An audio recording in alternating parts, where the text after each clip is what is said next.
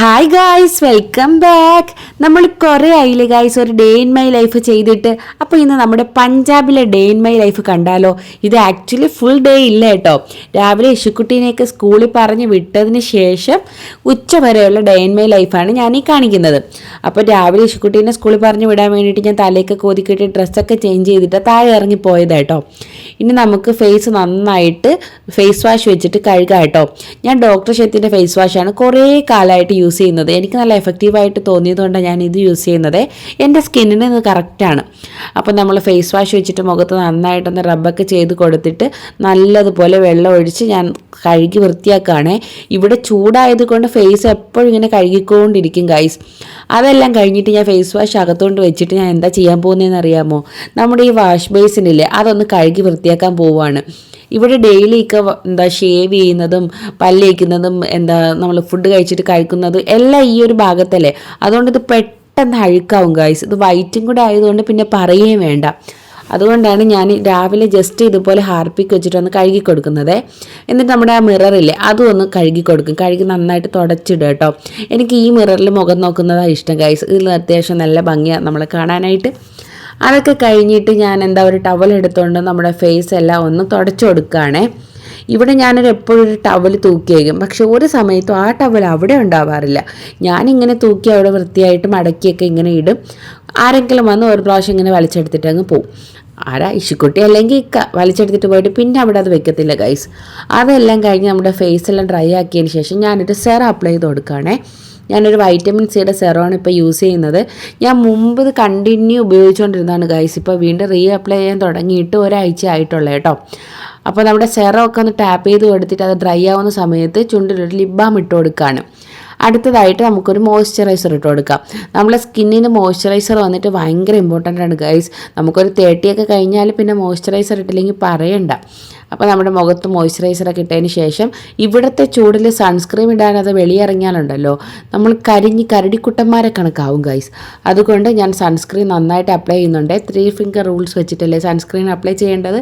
ഞാൻ അങ്ങനെ തന്നെയാണ് ഇടുന്നത്. എൻ്റെ ഫേസിൽ നന്നായിട്ട് റബ്ബ് ചെയ്ത് നല്ല തേച്ച് പിടിപ്പിച്ച് കൊടുക്കുന്നുണ്ട്. അങ്ങനെ എൻ്റെ സ്കിൻ കെയർ ഒക്കെ കഴിഞ്ഞതിന് ശേഷം ഇന്ന് വീഡിയോ പിടിക്കാനുള്ളതായതുകൊണ്ട് ഞാനൊരു ലിപ്സ്റ്റിക്കും കൂടെ ഇട്ട് കൊടുക്കുന്നുണ്ട് ഗൈസ്.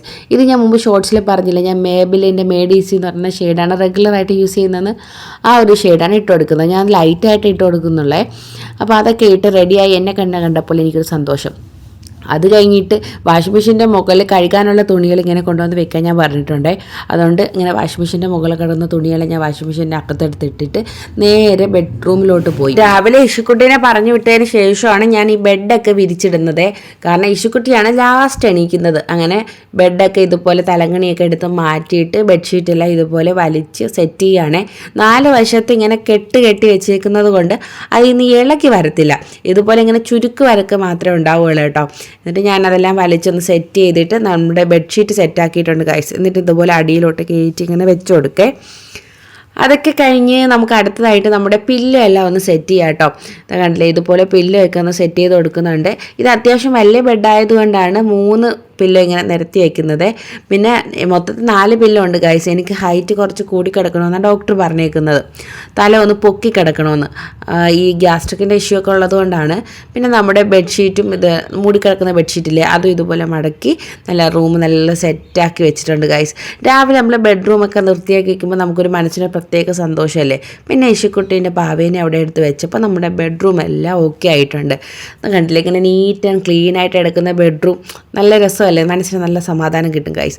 അതൊക്കെ കഴിഞ്ഞിട്ട് നേരെ പോകുന്ന എവിടെയാണെന്ന് അറിയാമോ? ഇവിടെ നമുക്ക് AC അലൗഡ് അല്ല ഗൈസ്. അതുകൊണ്ട് ഇവിടെ കൂളറാണ്. നമുക്ക് ചൂടിന് രക്ഷപ്പെടാനായിട്ടുള്ള ഭാഗം ഉണ്ടാവും. വെളിയിലിറങ്ങിയപ്പോൾ തന്നെ എനിക്ക് മുഖമൊക്കെ പൊള്ളുന്നുണ്ട്. അതായത് കണ്ടില്ലേ, ഇതാണ് നമ്മുടെ കൂളർ. അതിനകത്ത് നമ്മളിങ്ങനെ വെള്ളം നിറച്ചിട്ട് പമ്പ് ഓൺ ചെയ്ത് കൊടുക്കുക കേട്ടോ. അപ്പോൾ നല്ല കാറ്റാണ്. അതൊക്കെ കഴിഞ്ഞ് നേരെ കിച്ചണിലോട്ട് കയറിയിട്ടുണ്ട് ഗൈസ്. നമ്മുടെ കിച്ചൺ കണ്ടില്ലേ. അപ്പോൾ നമ്മുടെ വീടൊക്കെ ഞാൻ ഏകദേശം ഒന്ന് അടുക്കി പറക്കിയിട്ടുണ്ട് കേട്ടോ. ഇനി നേരെ കിച്ചണിലോട്ട് വന്നിട്ടുണ്ട്. രാവിലെ ഇഷുക്കുട്ടീനെ ബ്രേക്ക്ഫാസ്റ്റ് കൊടുത്ത് പറഞ്ഞു വിട്ടതിന് ശേഷം ഞാൻ കിച്ചണിൽ ഇപ്പോഴാണ് വരുന്നത്. അപ്പോൾ പാത്രമൊക്കെ കഴുകാനുണ്ട് ഗൈസ്. അപ്പൊ നമുക്ക് പാത്രം കഴുകാലോ, എന്നിട്ട് ബാക്കിയുള്ള പരിപാടി നോക്കാം അല്ലേ. ഈ പാത്രം കഴുകിയിട്ട് കുക്കിങ്ങിലോട്ട് കയറിയില്ലെങ്കിലുണ്ടെങ്കിൽ ഗൈസ് ഫുള്ള് പണിയാവും. കാരണം ഈ പാത്രവും വേവിക്കുന്ന പാത്രവും എല്ലാം കൂടെ ഫുള്ള് കൊളാവും കേട്ടോ. അതുകൊണ്ട് മാക്സിമം രാവിലെ ബ്രേക്ക്ഫാസ്റ്റിന്റെ പാത്രമൊക്കെ കഴുകി ഒതുക്കിയതിനു ശേഷം ലഞ്ചിന്റെ പണി തുടങ്ങുന്നതായിരിക്കും ബുദ്ധി. അതിപ്പോ രാവിലെ ബ്രേക്ക്ഫാസ്റ്റ് ലഞ്ച് ഒരുമിച്ച് റെഡിയാക്കുന്നവർക്ക് പറ്റത്തില്ല കേട്ടോ. എനിക്കിപ്പോ ലഞ്ച് ഉച്ചയ്ക്ക് മതിയല്ലോ. അതുകൊണ്ടാണ് ഞാൻ ബ്രേക്ക്ഫാസ്റ്റിന്റെ പരിപാടിയൊക്കെ കഴിഞ്ഞ് ലഞ്ച് പ്രിപ്പറേഷൻ മുമ്പ് പാത്രം എല്ലാം കഴുകിയതിനു ശേഷം ലഞ്ച് പ്രിപ്പറേഷൻ സ്റ്റാർട്ട് ചെയ്യുന്നത്. ഞാനിപ്പോ പാത്രമെല്ലാം ഫുള്ള് സോപ്പ് ഇട്ടിട്ടുണ്ട്. ഇനി നമുക്ക് കഴുകിയെടുക്കാം.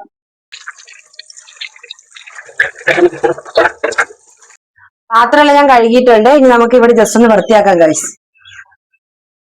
കഴുകിയ പാത്രമെല്ലാം ഞാൻ അപ്പൊ തന്നെ ഇങ്ങനെ അടുക്കി പറക്കി വെക്കും ഗൈസ്, അല്ലെങ്കിൽ പിന്നെ ഇവിടെ മെസ്സി ആവും.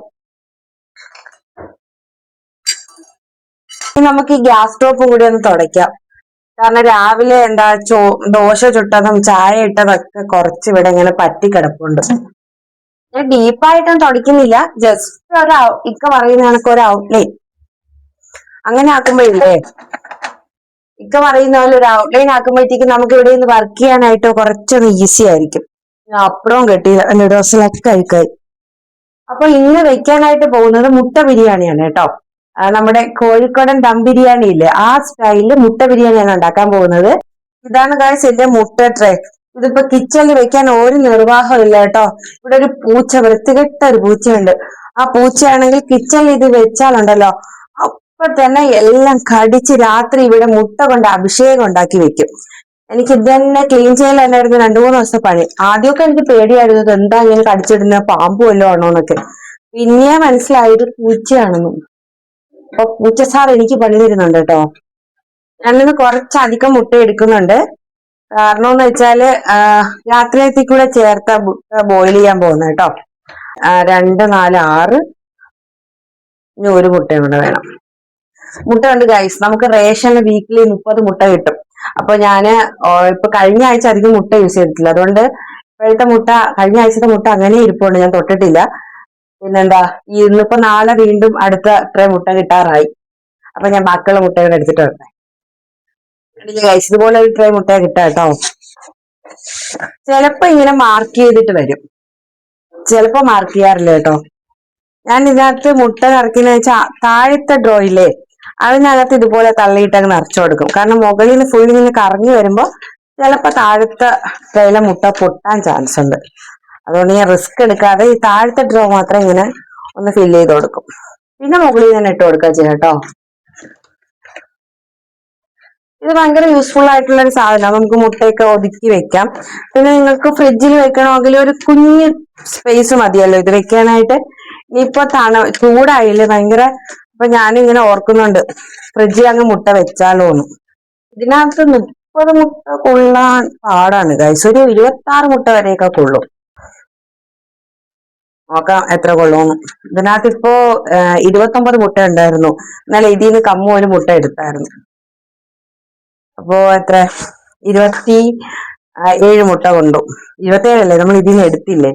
അപ്പൊ നമുക്ക് ഈ വേസ്റ്റ് ബിന്നിൽ ഇട്ടിട്ട് ഇതങ്ങ് ഫ്രിഡ്ജിൽ വെക്കാം. നമ്മുടെ എഗ് ബോയിലർ എടുത്തിട്ടുണ്ട് കേട്ടോ. ഇപ്പൊ 2 ട്രിപ്പായിട്ട് ബോയിൽ ചെയ്യേണ്ടി വരും. കാരണം ഒറ്റ ട്രിപ്പിനകത്ത് 7 മുട്ടയെ പോകത്തുള്ളൂ. ആവശ്യത്തിന് വെള്ളം ഒഴിച്ചു കൊടുക്കാം. ഇതിനൊരു മെഷർമെന്റ് കപ്പ് ഉണ്ടായിരുന്നു കഴിച്ചു. അതായത് 3 ടൈപ്പ് ബോയിൽ ചെയ്യുമല്ലോ, മീഡിയം, ഹാർഡ്, പിന്നെ വന്നിട്ട് എന്താ ചെറുതായിട്ട് ഹാഫ് ബോയിൽ ചെയ്യുന്ന, അങ്ങനെ 3 ടൈപ്പ് അതിന്റെ വെള്ളം മെഷർ ചെയ്തിട്ട് ഒരു കപ്പ് ഉണ്ടായിരുന്നു. അതെനിക്ക് തോന്നുന്നു നാട്ടിലായി പോയെന്ന്. അപ്പൊ ഞാനിതിപ്പോ ഇങ്ങനെ ഓൾമോസ്റ്റ് കുറച്ച് വെള്ളം ഇങ്ങനെ ഒഴിച്ചു കൊടുക്കും. ഇത് ആക്ച്വലി നമ്മുടെ മുട്ട ബോയിൽ ആകുമ്പോൾ ഓട്ടോമാറ്റിക്കലി ഇത് ഓഫ് ആവും കേട്ടോ, അതാണ് സിസ്റ്റം. അപ്പൊ നമുക്കിത് ബോയിൽ ചെയ്യാനായിട്ട് വെക്കാം.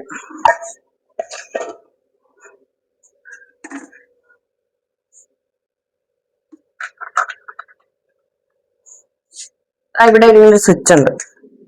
അപ്പൊ മുട്ട അവിടെ ഇരുന്ന് പുഴുങ്ങട്ടെ. ഇനി നമ്മുടെ ബിരിയാണിക്ക് വേണ്ടിയിട്ടുള്ള സവാള, ഇഞ്ചി, വെളുത്തുള്ളി, പച്ചമുളകെല്ലാം നമുക്കൊന്ന് വൃത്തിയാക്കാം. സാധാരണ ബിരിയാണി പോലല്ല കേട്ടോ, ഇതിന് കുറച്ചൊന്ന് മസാല വേണം. കാരണം ഇതിനകത്ത് മുട്ട മാത്രമല്ലേ ഉള്ളൂ. അതുകൊണ്ട് ചോറ് കഴിക്കാൻ കുറച്ച് മസാല ഉണ്ടെങ്കിലായിരിക്കും ടേസ്റ്റ്. അപ്പൊ ഞാനൊരു 1 സവാള കൊണ്ട് എടുക്കാം. അധികം വലുതല്ലാത്തതുകൊണ്ട് ഞാനൊരു 6 സവാള എടുത്തിട്ടുണ്ട് കേട്ടോ. ഇത്രയും സവാള വേണം ഗൈസ്. നമ്മുടെ ഫ്രിഡ്ജിൽ നമുക്ക് ആവശ്യമുള്ള സാധനങ്ങളൊക്കെ എടുക്കാവേ. അപ്പൊ ഇന്നലെ ഞാന് ഇതിനകത്ത് ഇങ്ങനെ ഫില്ല് ചെയ്തപ്പോ 2 ടൊമാറ്റോ അതിനകത്ത് കൊള്ളുന്നില്ല, അങ്ങനെ മാറ്റി വെച്ചിട്ടുണ്ടായിരുന്നു. പിന്നെ നമുക്ക് വേണ്ടത്, ഞാൻ വെളുത്തുള്ളി ക്ലീൻ ചെയ്ത് വെച്ചിട്ടുണ്ട്. ഇനി നമുക്ക് വേണ്ടത് പച്ചമുളക്, ഇഞ്ചി ഇത്രയും വേണം കേട്ടോ. ഇത് നമുക്ക് റേഷൻ കിട്ടിയ ഷമാമാണ് ഗൈസ്. നല്ല മധുരം ഉണ്ട് കേട്ടോ ഇത്. എന്റെ പൊന്നുമോള് പെൻസിൽ കൊണ്ടുവന്ന് വെച്ചേക്കുന്ന സ്ഥലം കണ്ടോ, ഫ്രിഡ്ജിനകത്ത്. നമുക്ക് കുറച്ച് കറിവേപ്പില വേണം, കുറച്ച് മല്ലിയില വേണം. മതി, സാധനം മതി ഗൈസ്. നമ്മുടെ ബിരിയാണിക്ക് ആവശ്യമുള്ള സാധനങ്ങൾ ഞാൻ ഫ്രിഡ്ജിൽ നിന്ന് എടുത്തിട്ട് വന്നിട്ടുണ്ട്. ഇനി നമുക്ക് ആവശ്യത്തിനെല്ലാം എടുക്കാം. ഈ വെളുത്തുള്ളിയൊക്കെ ഇല്ലേ, നമ്മളിങ്ങനെ സമയം കിട്ടുമ്പോഴത്തേക്ക് തൊലിയൊക്കെ കളഞ്ഞു വെച്ചാൽ ഗൈസ് നമുക്ക് കുക്കിംഗ് ഭയങ്കര ഈസി ആയിരിക്കും കേട്ടോ. എനിക്ക് തോന്നിയ കാര്യം, നമ്മൾ ഈ ഇഞ്ചി വെളുത്തുള്ളി പേസ്റ്റ് ഇല്ലേ, അത് റെഡിയാക്കി വെക്കുന്നതിനേക്കാളും ഈ ഇഞ്ചിയൊക്കെ ഇങ്ങനെ ക്ലീൻ ചെയ്ത് വെച്ചിട്ട് ഫ്രഷ് ആയിട്ട് നമ്മൾ ചതച്ച് ചേർക്കൂലേ, അതിനൊരു പ്രത്യേക ടേസ്റ്റ് ആണ്. അതായത് നമ്മൾ ഫ്രഷ് ആയിട്ട് അരയ്ക്കുന്നതിനാണ് ടേസ്റ്റ്. പക്ഷെ നമുക്ക് എപ്പോഴും ഇങ്ങനെ തൊലി കളഞ്ഞെടുക്കാനൊക്കെ മടിയാണെങ്കിൽ ഇതുപോലെ തൊലിയൊക്കെ കളഞ്ഞ് ഫ്രിഡ്ജിലാക്കി വെക്കുക. ഇതുപോലെ ടിഷ്യൂ പേപ്പറിലിട്ട് ഇതുപോലെ എയർ ടൈറ്റ് കണ്ടെയ്നകത്താക്കി വെച്ചാല് നമുക്ക് അരയ്ക്കേണ്ട നേരത്തെ ജസ്റ്റ് എടുത്ത് കഴുകി ചതച്ചെടുക്കാം. വളരെ ഈസി അല്ലേ. അപ്പൊ നമ്മുടെ വെളുത്തുള്ളി, ഇഞ്ചി, പിന്നെ പച്ചമുളക് കുറച്ച് വേണം കേട്ടോ. കാരണം ഞാൻ ഇതിനകത്ത് മുളക് പൊടിയൊന്നും ചേർക്കുന്നില്ല. ഞാൻ 6 പച്ചമുളക് എടുത്തിട്ടുണ്ട്. അടുത്തതായിട്ട് നമ്മുടെ ബിരിയാണിക്ക് വേണ്ട എന്താ, മല്ലിയില, കറിവേപ്പില കുറച്ച് ഇടാല്ലേ. അപ്പൊ ഇത് ഞാൻ അങ്ങ് തിരിച്ച് ഫ്രിഡ്ജിൽ കൊണ്ട് വെക്കട്ടെ. ഇത് ഒരുപാട് സമയം വെളിയിരിക്കുന്ന അത്ര നല്ലതല്ല, കാരണം ഇവിടെ ഭയങ്കര ചൂടാണിപ്പോ. വെളി കളഞ്ഞു വെച്ചത് പെട്ടെന്ന് കേടാവും. അതുകൊണ്ട് നമുക്ക് ഫ്രിഡ്ജിൽ തന്നെ എടുത്ത് വെക്കാം. തക്കാളി അവിടെ ആയിപ്പോയി. ഇനി നമുക്ക് സവാളയുടെ തോലെല്ലാം ഒന്ന് കളഞ്ഞെടുക്കാം കേട്ടോ. ഇന്നിപ്പോ ഞാൻ ഓർക്കുന്നു നമുക്ക് സോഡിയാക്കില് അരിഞ്ഞെടുക്കാം. കാരണം എന്ന് വെച്ചാല് ഒത്തിരി സവാളയില്ലേ, 1 2 സവാളയാണെങ്കിൽ ഞാൻ അങ്ങനെ ജാർ എടുക്കാറില്ല കേട്ടോ, കയ്യിൽ കൊണ്ട് തന്നെ അരിയും. പിന്നെ ഒത്തിരി ഉണ്ടെങ്കിൽ നമുക്ക് സോഡിയാക്കാണ് ഈസി. ഈ സോഡിയാക്ക് മിക്സി നല്ല യൂസ്ഫുൾ ആയിട്ടുള്ള ഒരു മിക്സിയാണ് കേട്ടോ. അതിന്റെ ഒരു തെളിവാണ്, ഞാൻ വാങ്ങിക്കുമ്പോ അതിന്റെ റേറ്റ് വന്നിട്ട് 6700 മറ്റോ ആണ് ഗൈസ്. ഞാനൊരു ഗ്രേറ്റ് ഇന്ത്യ ഫെസ്റ്റിവലിന് വാങ്ങിയതാ. ഞാൻ എന്നാ വാങ്ങിയെന്ന് വെച്ചാല് 2018 ഞാൻ വാങ്ങിയത്. അത് കഴിഞ്ഞ് ഇപ്പൊ അതിന്റെ റേറ്റ് നോക്കുക ഗൈസ്, 10 രൂപ, 10,000 അടുപ്പിച്ചായി അതിന്റെ റേറ്റ് ഇപ്പോ. അതിന്റെ ഒരു മറ്റൊരു മോഡൽ ഇറങ്ങിയിട്ടുണ്ടല്ലോ ഇപ്പോ, ഡൈസ് ആയിട്ട് കട്ട് ചെയ്യാനൊക്കെ പറ്റുന്ന, കോസ്മോ അല്ല, അങ്ങനെ എന്തോ ഒരു മോഡലും കൂടെ ഇറങ്ങിയിട്ടുണ്ട്. ഇനിയിപ്പോ നാട്ടിലത്തേക്ക് എനിക്ക് അത് വാങ്ങിക്കണമെന്നാ ഞാനിങ്ങനെ വിചാരിക്കുന്നത്. കാരണം നാട്ടിൽ ഇരുന്നതാ ഞാൻ ഇങ്ങനെ എടുത്തിട്ട് വന്നത്. നാട്ടിലിപ്പോ ഒരു പാനസോണിക്കിന്റെ ഒരു മിക്സർ ഉണ്ട്. അതിനകത്ത് സ്ലൈസറൊന്നുമില്ല, നോർമല് ജ്യൂസറും പിന്നെ ഒരു ചെറിയ ജാറും വലിയ ജാറും അത്രേ ഉള്ളൂ. എനിക്ക് ഈ മിക്സി ഉപയോഗിച്ചതിന് ശേഷം വേറെയുള്ള മിക്സി അത്ര കംഫർട്ട് അല്ല കേട്ടോ. കാരണം ഇതിപ്പോ എത്ര വർഷം എന്റെ കൂടെ, ഇപ്പൊ 2006 ആയില്ലേ, ഒരു 8 വർഷമായിട്ട് എന്റെ കൂടെയുള്ള മിക്സിയാ അത്. ഇപ്പോഴൊരു കുഴപ്പമില്ല കേട്ടോ, നല്ലതുപോലെ എല്ലാം വർക്കിങ്ങിലാ. പിന്നെ ഞാൻ നമ്മുടെ ചെറിയ ജാറിന്റെ ലിഡില്ലേ, അടപ്പ്, അത് മാത്രം ഒരു സ്പെയർ വാങ്ങി. അതിനെത്ര 300 മറ്റോ ആണെന്ന് തോന്നുന്നു. കാരണം അത് ചെറുതായിട്ടൊരു മഞ്ഞ കളറായി, അപ്പൊ കാണാൻ ഒരു ഭംഗിയില്ല. എനിക്ക് കുറച്ച് നീറ്റായിട്ടിരിക്കുന്ന ഇഷ്ടമുള്ളതുകൊണ്ട് ഞാൻ എന്താ ചെയ്തെന്നറിയാമോ, അത് മാറ്റി. പൊട്ടിയിട്ടൊന്നുമില്ല ഗൈസ്, ജസ്റ്റ് അതിന്റെ കളർ ഒന്ന് ഫെയ്ഡായി. ഞാൻ വിചാരിച്ചു അതൊന്ന് മാറ്റാം. കണ്ടില്ലേ, ഉള്ളിൽ ഫുള്ള് ഈ കറുത്ത ഈ സംഭവം. ഇത് ഭയങ്കര പോയിസണസ് എന്നാ പറയുന്നത്. നല്ലോണം വാഷ് ചെയ്തെടുക്കണം. ഇങ്ങനെ ഒരു തോലുണ്ടെങ്കിൽ ആ ഒരു പീലങ്ങ് കളയുന്നതാ നല്ലത്. ഇതുപോലെ ഫുള്ളങ്ങ് എടുത്ത് കളയുന്നതാ നല്ലത്. നമ്മുടെ സവാള കട്ടിങ് കഴിഞ്ഞു. ഇനി നമുക്ക് ഇതിന്റെ നടുക്കൊരു സാധനം ഇല്ല, അതും കൂടി കളയണം. അത് കഴുകിയിട്ട് കട്ട് ചെയ്യാം. നല്ലതുപോലെ ആ കറുത്ത സാധനമുണ്ട്. അപ്പൊ നമ്മുടെ സവാളയുടെ തോല് കളയാം കേട്ടോ. ഇതെല്ലാം ഇതിനകത്ത് ഇട്ടിട്ട് നല്ലതുപോലെ ഒന്ന് വാഷ് ചെയ്തെടുക്കാം.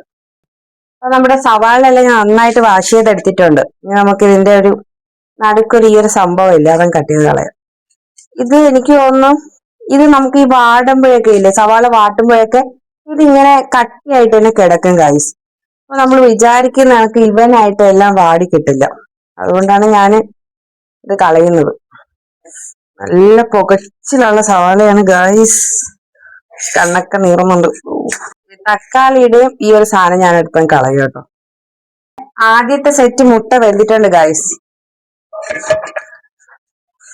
ഇത് സത്യത്തിൽ പൊട്ടുമെന്ന് ചോദിച്ചാൽ പൊട്ടിയിട്ടുള്ള മുട്ട ഇതിനകത്ത് വെക്കുകയാണെങ്കിൽ കണ്ടില്ലേ ഇതുപോലെ ഇങ്ങനെ ഒളിച്ചിറങ്ങും. കണ്ടില്ലേ ഗൈസ്, ഞാൻ അടുത്ത് കാണിച്ചു തരാവേ. കണ്ടില്ലേ ഇതുപോലെ ഒളിച്ചിറങ്ങും. ഞാൻ ഇതൊന്ന് ജസ്റ്റ് കണ്ടില്ലേ എത്ര മുട്ട ഒളിച്ചിറങ്ങിയിട്ടുണ്ട്. ഇതിപ്പോ ബോയിലറിലല്ല, നമ്മൾ നോർമലി ബോയിൽ ചെയ്താലും ക്രാക്ക് വീണ എഗ് ഉണ്ടെങ്കിൽ ഇതുപോലെ പൊട്ടി പോകും കേട്ടോ. പിന്നെ ഇതിനകത്താണെങ്കിൽ അധികം ഒലയത്തില്ല, കാരണം ഒരു സ്ഥലത്ത് നിന്ന് ഇങ്ങനെ പെർമനന്റ് ആയിട്ട് ഇരിക്കുകയല്ലേ. ഞാന് ഇഡ്ഡലി കുട്ടകത്തിലും കുക്കറിലും ഒക്കെ ബോയിൽ ചെയ്യാറുണ്ട് ഗൈസ്. വീണ്ടും ആവശ്യത്തിന് വെള്ളം ഒഴിച്ചു കൊടുക്കാം കേട്ടോ. അപ്പൊ നമ്മുടെ മുട്ട അടുത്ത സെറ്റ് ബോയിൽ ചെയ്യാനായിട്ട് വെക്കാം. അപ്പൊ നമ്മുടെ മിക്സിയുടെ ജാർ എടുത്തോണ്ട് വന്നിട്ടുണ്ട്. ജസ്റ്റ് ഒന്ന് കഴുകി ആദ്യം ഇതെല്ലാം ഇങ്ങനെ അസംബിൾ ചെയ്ത് കൊടുക്കണം. എന്തിനടുത്തോണ്ട് അതിന്റെ ആവശ്യമില്ല ഗൈസ്, കണ്ടില്ലേ.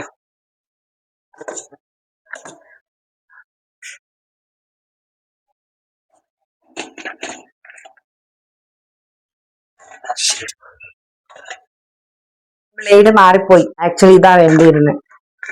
മറ്റേത് നമുക്ക് ചോപ്പ് ചെയ്യാനല്ലേ, നമുക്കിപ്പോ സ്ലൈസ് ചെയ്താ എടുക്കേണ്ട. ഇത് കണ്ടപ്പോഴാ ഓർത്ത് ഞാൻ ഇതെന്തിനാ എടുത്തിട്ട് വന്നു. ഓക്കെ, അപ്പൊ നമ്മുടെ സ്ലൈസ് ടോണി റെഡിയാക്കാം.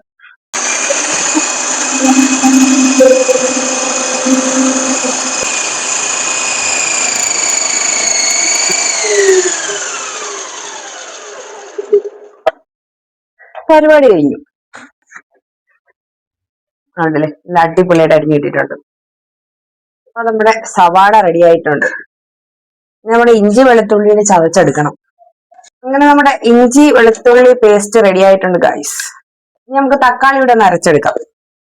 ഞാൻ തക്കാളി അരച്ചിട്ട് വേറെ ഒന്നും ഉണ്ടല്ലോ ഗൈസ്, ഇതിപ്പോ നമ്മൾ അരച്ച് ചേർക്കുകയാണെങ്കിൽ നമുക്ക് കറിക്ക് കുറച്ചുകൂടെ ഒന്ന് കൊഴുപ്പ് കിട്ടും, അതുകൊണ്ടാണ് കേട്ടോ. നിങ്ങൾക്ക് ചെറുതായിട്ട് അരിഞ്ഞു ചേർക്കാം. ഇത് വലിയ പഴുത്ത തക്കാളി അല്ല, അതുകൊണ്ട് ഞാൻ അരച്ചു ചേർക്കാം. നമുക്ക് കുറച്ച് മല്ലിയിലയും കൂടെ കട്ട് ചെയ്ത് വെക്കാം. ഇവിടത്തെ ചൂട് ഒരു രക്ഷയില്ല ഗൈസ്. എത്ര വെള്ളം കുടിച്ചിട്ട് വെക്കുന്നില്ല. നമുക്ക് അടുത്തതായിട്ട് കുറച്ച് സവാളയും കാഷ്നട്ടും കിസ്മിസും ഒക്കെ ഫ്രൈ ചെയ്തെടുക്കാം. എന്റെ കയ്യിൽ കാഷ്നട്ട് കഴിഞ്ഞു, കിസ്മിസ് ഉണ്ട്, കുറച്ച് സവാളയും കൂടെ ഫ്രൈ ചെയ്യാവേ. ഇത് നമുക്ക് ഇവിടെ റേഷൻ കിട്ടുന്ന ഓയിലാണ് കേട്ടോ. എന്റെ കയ്യിൽ ഇടുന്ന ഓയിൽ കഴിഞ്ഞു. നമുക്കിങ്ങനെ മാസത്തില് 2 ലിറ്റർ ഓയിൽ ഇതുപോലെ കിട്ടും. ഇത് ഞാൻ കുക്ക് ചെയ്യാനൊന്നും യൂസ് ചെയ്യാറില്ല ഗൈസ്. ജസ്റ്റ് ഇതുപോലെ എന്തെങ്കിലും ഫ്രൈ ചെയ്യാനോ അങ്ങനെയൊക്കെ എടുക്കലേ ഉള്ളൂ. പപ്പടം പൊരിക്കാൻ അങ്ങനെയൊക്കെ മെയിനായിട്ട് എടുക്കാം. എനിക്ക് ഇതിന്റെ ടേസ്റ്റ് അത്ര ഇഷ്ടമല്ല. ഇതിപ്പം മസ്റ്റാർഡ് ഓയിൽ എന്നാണ് എഴുതിയിരിക്കുന്നത്, മണവ്യത്യാസം ഉണ്ടാവുമെന്ന് അറിയില്ല.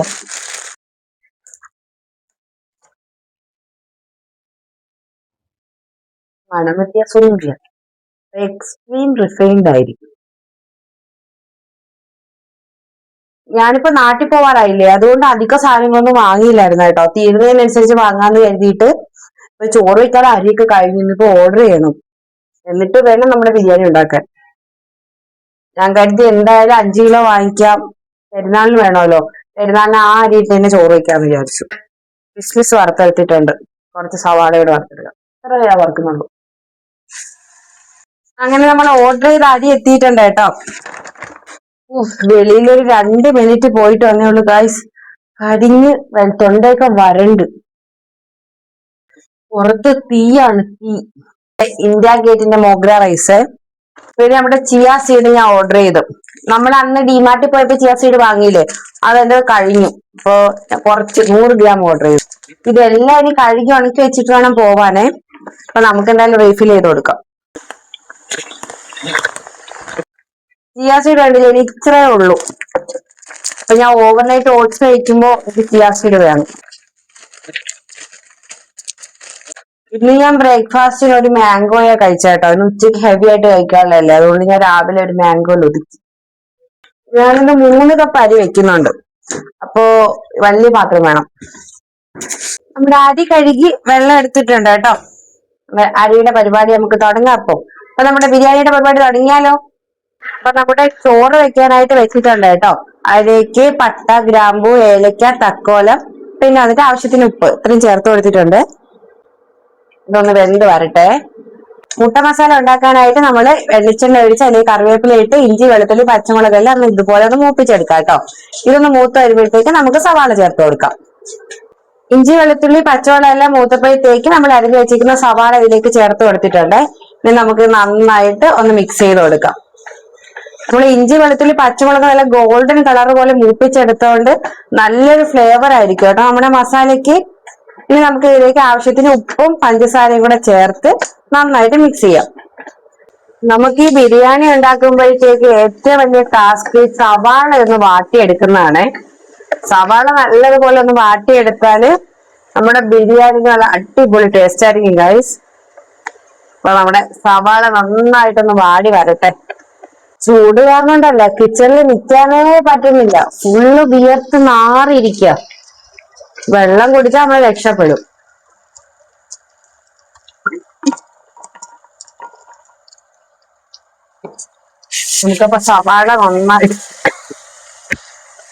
നമുക്കപ്പോ സവാള നന്നായിട്ട് വാട്ടിയെടുക്കാം കേട്ടോ. ഇതൊന്ന് വാടി കിട്ടിയാൽ രക്ഷപ്പെട്ടു. പക്ഷെ ഇത് വാട്ടിയെടുക്കുന്നത് ഒരു പണിയാണ്, അത് ഈ ചൂടത്ത് കുറച്ച് പണിയാണ് കേട്ടോ. നമ്മുടെ ചോറ് കണ്ട കഴിച്ച് നല്ല തിളയ്ക്കാനായിട്ട് തുടങ്ങിയിട്ടുണ്ട് കേട്ടോ. ഇതൊരു പകുതി വേവിപ്പായിട്ടുണ്ട്. കുറച്ചുകൂടെ ഒരു മുക്കാലിന് മുകളിൽ വേവാവണം, അപ്പോഴാണ് നമ്മുടെ ബിരിയാണിക്ക് പെർഫെക്റ്റ് ആവുക കേട്ടോ. നന്നായിട്ട് വെന്ത് വരട്ടെ. നമ്മുടെ സവാള ഉണ്ടോ നന്നായിട്ട് വരണ്ട ഒരു ചെറിയ ഗോൾഡൻ ബ്രൗൺ കളർ ആയിട്ടുണ്ട്. ഇതാണ് പരുവം കേട്ടോ. ഇനി നമുക്ക് ഇതിലേക്ക് തക്കാളി ചേർത്ത് കൊടുക്കാം. നമ്മൾ അരച്ച് വെച്ച തക്കാളി ഇതിലേക്ക് ചേർത്ത് കൊടുത്തിട്ടുണ്ട്. ഇനി നമുക്ക് നന്നായിട്ട് മിക്സ് ചെയ്യാം കേട്ടോ. എന്നിട്ട് ഈ തക്കാളിയുടെ പച്ച മണം എല്ലാം മാറുമ്പോഴത്തേക്ക് നമുക്ക് മസാല ചേർത്ത് കൊടുക്കാം. നമ്മുടെ പച്ച മണമൊക്കെ ഒന്ന് മാറി വരട്ടെ. ഇനി നമുക്ക് ഇതിലോട്ട് മസാല ചേർത്ത് കൊടുക്കാം. ഞാൻ ഇതിലേക്ക് ചേർത്തേക്കുന്നത് 3 ടീസ്പൂൺ ഗരം മസാല, 1 ടീസ്പൂൺ മഞ്ഞൾപ്പൊടി, 1/4 ടീസ്പൂൺ കുരുമുളക് പൊടി. നിങ്ങൾക്ക് എരിവ് കുറച്ചുകൂടെ വേണമെങ്കിൽ കുറച്ചുകൂടെ ചേർത്ത് കൊടുക്കാവേ. എന്നിട്ട് നമുക്ക് നന്നായിട്ട് മിക്സ് ചെയ്ത് ഇതിന്റെ പച്ച മണമൊക്കെ മാറി ഓയിലെല്ലാം ഒന്ന് തെളിഞ്ഞു വരണം കേട്ടോ. നമുക്ക് നന്നായിട്ട് ഒന്ന് മിക്സ് ചെയ്ത് കൊടുക്കാം. നമ്മുടെ മസാല എല്ലാം നല്ല സെറ്റ് ആയിട്ടുണ്ട്. ഇനി നമുക്ക് പുഴുങ്ങി വെച്ചിരിക്കുന്ന മുട്ട ഇതിലേക്ക് ചേർക്കാവേ. പിന്നെ നമ്മുടെ ചോറില്ലേ അത് ഞാൻ ഊറ്റിയെടുത്തിട്ടുണ്ട്. അപ്പൊ നമ്മുടെ റൈസ് റെഡിയായി, മസാല റെഡി ആയിട്ടുണ്ട്.